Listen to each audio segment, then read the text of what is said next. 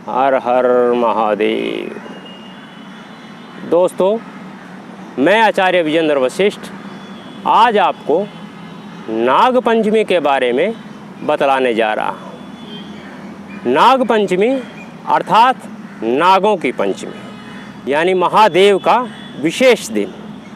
इस दिन जो व्यक्ति जिस मनोकामना के साथ भगवान शिव की आराधना करता है, रुद्री के पाठ करता है, तो निश्चय ही उसकी इच्छाएं पूर्ण होती हैं। संपूर्ण रुद्री का यदि किसी भाई की रुग्ण अवस्था चल रही है, लंबी बीमारी है, कष्ट नहीं कट रहा है, तो आप कम से कम नाग पंचमी के दिन 5 बार साधारण रुद्री पाठ घर पर पूर्ण आत्मा के साथ मनसा वत्सा कर्मणा तीनों विधि से शुद्ध होकर आप 5 बार पाठ करिए। आपको 100% सफलता मिलेगी। जो रुग्ण अवस्था है, घर के अंदर लंबी बीमारी किसी के चल रही है, आप उसके नाम से जब ये पूजन करेंगे तो आपको सफलता मिलेगी। इसी प्रकार यदि बहुत लंबे समय से आप किसी कार्य को करने की चेष्टा कर रहे हैं, लेकिन वो कार्य बन नहीं पा रहा है, बार बार बाधाएं आ रही है, तो इस दिन आप रुद्राभिषेक के साथ रुद्री का 3 पाठ करिए।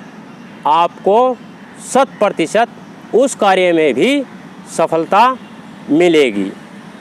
इसी प्रकार यदि किसी भाई की सर्विस नहीं लग रही है, जो व्यक्ति बार बार प्रयास कर रहा है, उसे सफलता नहीं मिल रही है, किसी कारणवश रुक जा रही है, तो वो व्यक्ति नाग पंचमी के दिन 113 ध्यान रहे 113 बिल्व पत्र शिवलिंग पर ओम नमः शिवाय मंत्र से अर्पण करें और अपनी इच्छा प्रकट करें। इतने महत्व से आपको वो सफलता बहुत जल्द प्राप्त होगी। ऐसे ही यदि किसी भाई का रोजगार नहीं चल रहा है, जो कार्य कर रहा है वो गति नहीं ले रहा है, तो इस दिन आप शिवलिंग पर गंगा जल से अभिषेक करिए। अभिषेक के तुरंत बाद उस पर चंदन से लेप करिए। लेप करने के बाद आप 108 बिल्व पत्र ओम नमः शिवाय इस मंत्र से आप चढ़ाइए। आपको पूर्ण सफलता मिलेगी। यानी आपका रोजगार जो अभी तक धीमी गति से चल रहा था, वो रोजगार आपका चलेगा।